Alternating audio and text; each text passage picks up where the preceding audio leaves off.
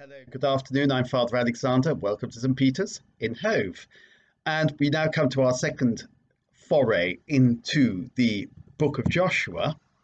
And we come to the first spy story in the history of literature, the story of Rahab the prostitute. Now, you might like to just put me on pause and read chapter 2 to yourself. It'll only take a few seconds, well, 30 or 40 seconds.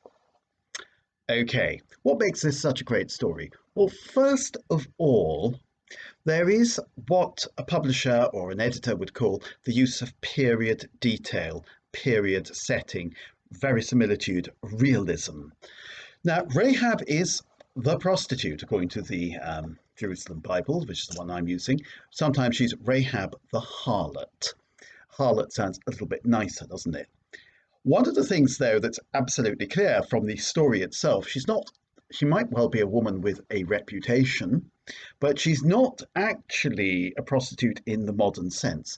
She presides over what our ancestors would have called a house of ill repute, which is ideal for the two Jewish spies who enter the land. They want to go to a place where strange men coming and going would not arouse comment. So what better place than Rahab's? The other thing about Rahab's house of ill repute is that it's ideally positioned. It's near the city gate, and in fact it's built into the city wall. And it's got an escape hatch, if you like, for people who need to make a quick getaway from the house of ill repute. So it's a wonderful place. Just like nowadays, I believe houses of ill repute are quite often found near major railway stations. Similarly, in the good old days, the house of ill repute would always be found by the point of arrival, the point of exit of the city, in other words, the city gate. The other thing about Rahab is she presides over a house of ill repute, okay, but she also does other things, such as making her own linen, and that's why she has flax drying on the roof. So in her downtime, she's doing something useful. And when the king of Jericho's men come looking for the spies, they've heard about the spies, they've been on the lookout for the spies, they're frightened of the spies.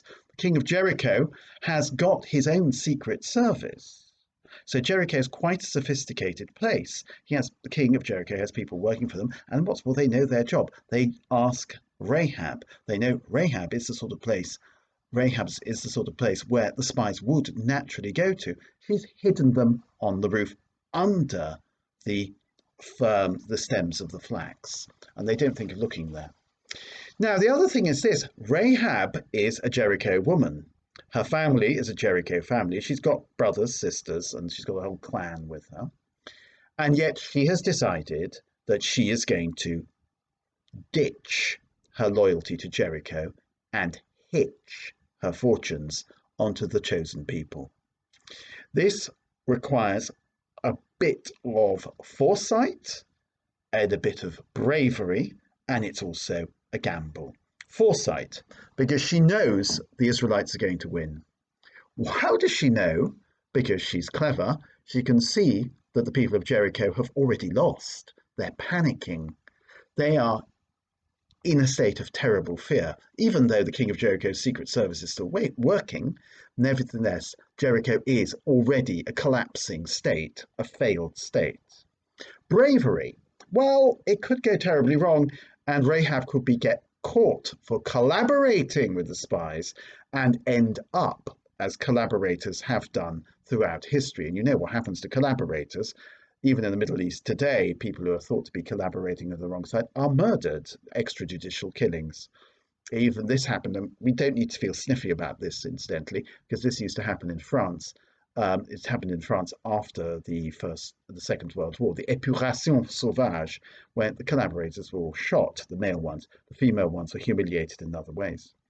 It also takes, it's a bravery, foresight, and also, if you like, it's at the same time, it's a gamble. It's a leap of faith, which is another way of saying a gamble. Gambling is a very secular sort of thing. The leap of faith is somewhat different, or the wager, as Pascal would call it. She's betting everything on the Israelites winning.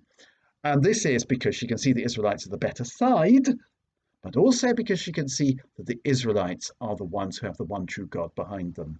And she says that the Lord your God, we've heard about what he did at the Sea of Reeds. We know that the Lord your God has given this land over to the children of Israel. Therefore, you can't fight God. So she, therefore, entrusts herself to God and, of course, negotiates with the spies. Now, the other thing about her is that she's quite hard-headed.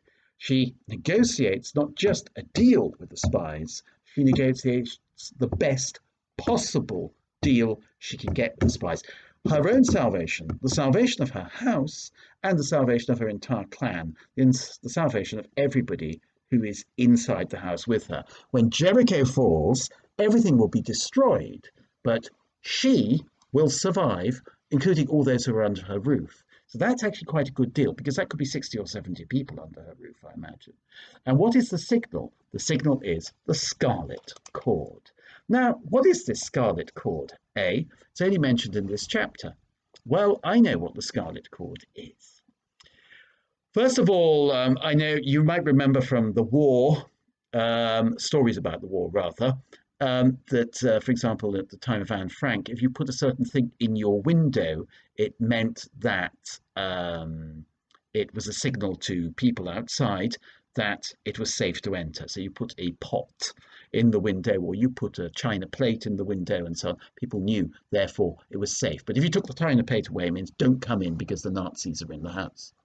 So the scarlet cord is a signal to the attackers that this is the house that they are to spare.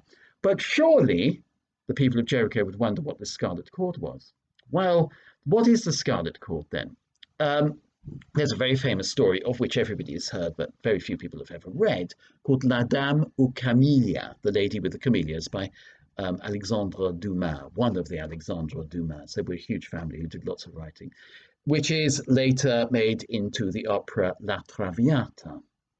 Now, the Dame aux Camélias was a very high-class lady who used to attend the opera carrying a bunch of white camellias, which was a sign that she would be seeing people after the opera.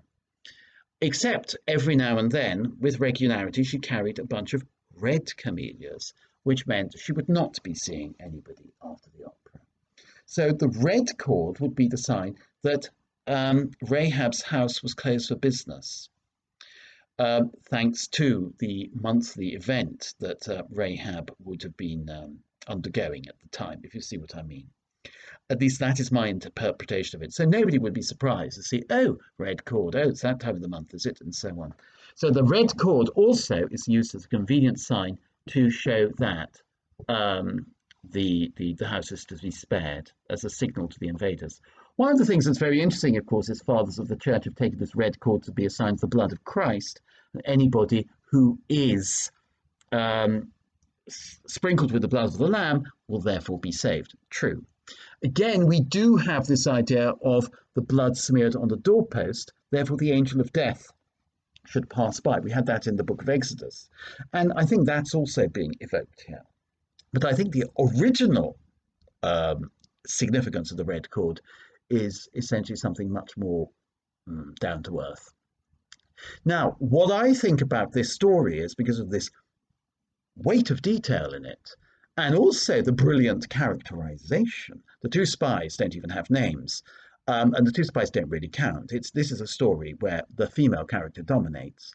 The hugeness of her characterization shows that this is a story that has arisen about a real person. It may have been embroidered over the years. And of course, later on, we discover Rahab is an ancestress of the great King David, and therefore an ancestress of our blessed Lord, which is astonishing.